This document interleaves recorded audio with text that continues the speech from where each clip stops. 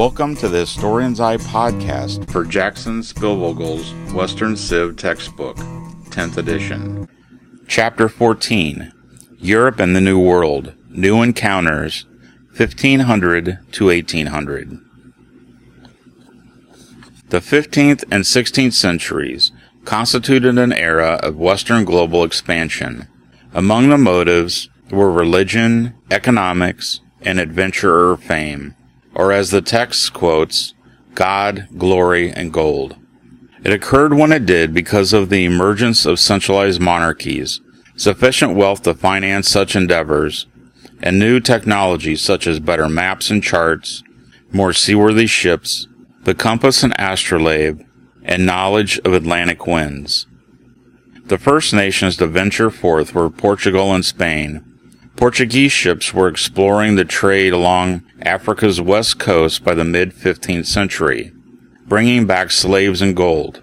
Sailors rounded Africa in 1488 and reached India in 1498, followed by the Malay Peninsula and the Spice Islands, or Indonesia.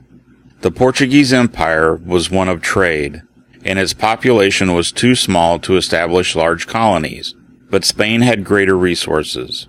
Seeking the same Asian goal as Portugal, the Genoese Christopher Columbus, who died in 1506, sailed for Spain, reached the Caribbean West Indies in 1492, believing it was part of Asia. It was not, and the newfound land became known as the New World or America, after Amerigo Vespucci, an early geographer. Spanish conquistadors arrived on the mainland of Mesoamerica in 1519.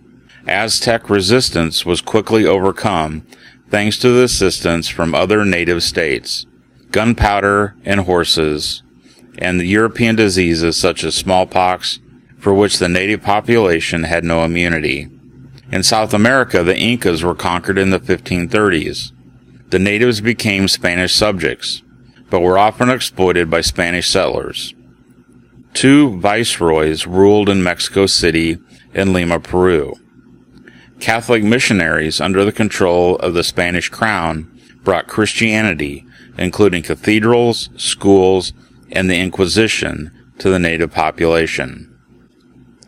Although originally less prized than gold and spices, slaves became a major object of trade, and by the 19th century 10 million African slaves had been shipped to the Americas. Slavery was common in Africa, and the African terminus of the slave trade was in the hands of the Africans. But the insatiable demands for slaves led to increased warfare on that continent. The slave trade monopoly, or asiento, was worth going to war for. It was not until the late 1700s that slavery came under criticism in Europe.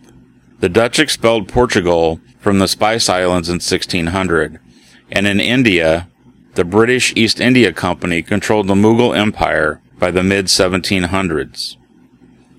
Trade with China was limited, its rulers believing the West offered nothing that China needed, and Japan gave only the Dutch minimal trading rights. In the New World, the Dutch, French, and British also established colonies. Eventually, British North America consisted of 13 colonies.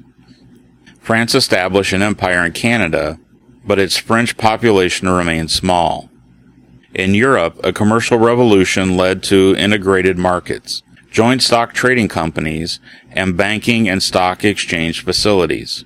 Mercantilist theory posited that a nation should acquire as much gold and silver as possible. There must be a favorable balance of trade, or more exports than imports, and the state would provide subsidies to manufacturers, grant monopolies to traders, build roads and canals, and impose high tariffs to limit imports. The impact of Europe expansion was mixed. In the Americas, the native culture was largely destroyed, and a new multiracial society evolved. That was less true in British America, which became mainly European in population and culture.